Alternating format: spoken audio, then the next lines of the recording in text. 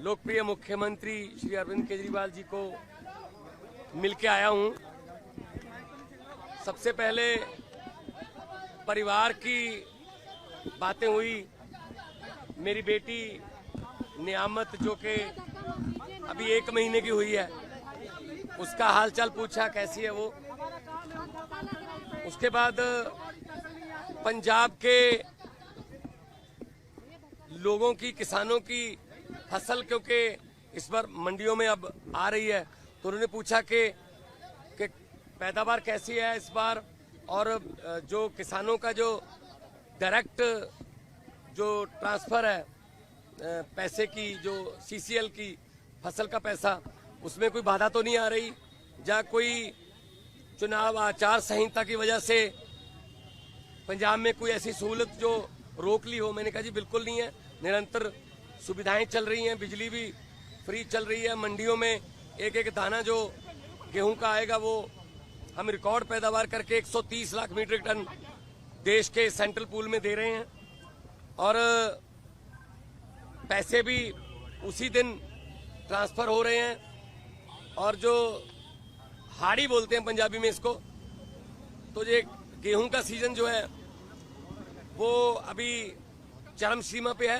2-4 दिन में जो सीजन है खत्म हो जाएगा।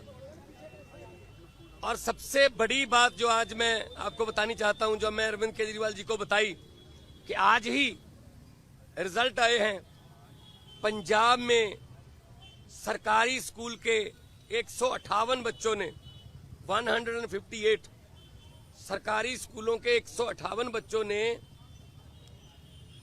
जेईई का परिणाम जो मेन होता है वो पास कर लिया। ये पहली बार हुआ है। इस पर अरविंद केजरीवाल जी बहुत खुश हुए और उन्होंने कहा यही शिक्षा क्रांति हमारे सपनों में थी।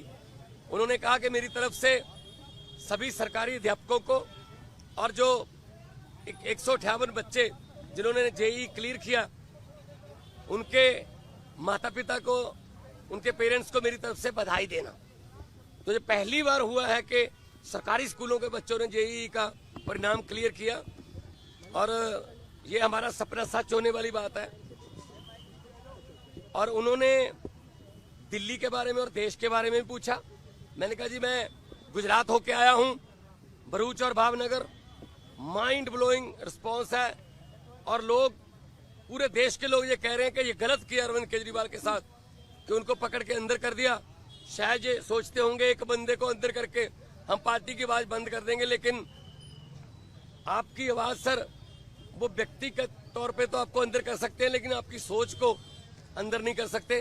तो हम असम में भी गया, उन्होंने मुझे कहा कि दिल्ली भी आना, और दिल्ली के जो प्रचारक हैं उनको पंजाब में भी लेके जाना है, और कहीं भी इंडिया गठबंधन का कोई, हमारा पार्टी का कोई नेता, अगर वो असम हो, चाहे वो गुजरात हो, चाहे वो महाराष्ट्र हो, चाहे वो यूपी हो, बिहार हो, कहीं भी वो बुलाएं, हमने जाना है। ये चुनाव जो है ये जीतने हारने वाला चुनाव नहीं है, ये संविधान को बचाने वाला और लोकतंत्र को बचाने वाला चुनाव है। सेहत ठीक है, सेहत उनकी ठीक है। वो कह रहे हैं कि मुझे इंसुलिन मिल रही है, और अब मेरा रूटीन में चेकअप भी हो रहा है, तो सेहत उनकी बिल्कुल ठीक है। एक इम्पोर्टेंट सवाल यह है, गृहमंत्री अमित शाह ने ये कहा है कि अगर उनकी जान को खतरा है, जेल तो आप ही के अधीन आती है, लेकिन फिर भी अगर मुझ पर शिकायत आएगी तो हम देखेंगे, क्योंकि पिछली बार आपने कहा था कि आतंकवादियों से भी बुरा सलूक अरविंद केजरीवाल के साथ किया जा रहा है। नहीं, मीटिंग तो आज भी मेरी उसी तरीके से हुई है। शीशा, दोनों तरफ जालियां और इंटरकॉम फोन, मीटिंग तो उसी तरीके से हुई है। ये इन्होंने शायद ये मन में धार रखा है कि हम सीधा नहीं मिलने देंगे। ये इनकी मर्जी हो सकती है, या इनकी नफरत की इंतहा हो सकती है, लेकिन इतना मैं बताना चाहता हूं कि अरविंद केजरीवाल जी की जो सोच है, अरविंद केजरीवाल जी ने जो अंदर से मुझे संदेश दिया वो यही दिया कि लोगों को ये बता देना मेरी फिक्र मत करना, लेकिन वोट जरूर डालना, और लोकतंत्र और संविधान को बचाने के लिए वोट डालना। तानाशाही जो आ चुकी है देश में, उसको खत्म करने के लिए वोट डालना। जल्दी राघव चड्ढा भी कैंपेन करते नजर आएंगे? बिल्कुल आएंगे। हमारे सारे नेता जो हैं वो, हमारे सभी नेता अपनी अपनी जिम्मेदारी लगे हुए हैं। 11 खेलते हैं, बाकी कोचिंग स्टाफ में होते हैं, कुछ नेट में बॉलिंग करते हैं, कुछ नेट में बैटिंग करते हैं, 4 एक्स्ट्रा प्लेयर होते हैं। तो हमारा एक संगठन है, तो जिसकी ड्यूटी जहां भी लगेगी हम वहां जाएंगे और 4 जून को आम आदमी पार्टी भारत की एक बहुत बड़ी शक्तिशाली राजनीतिक शक्ति बन के उभरेगी। Thank you.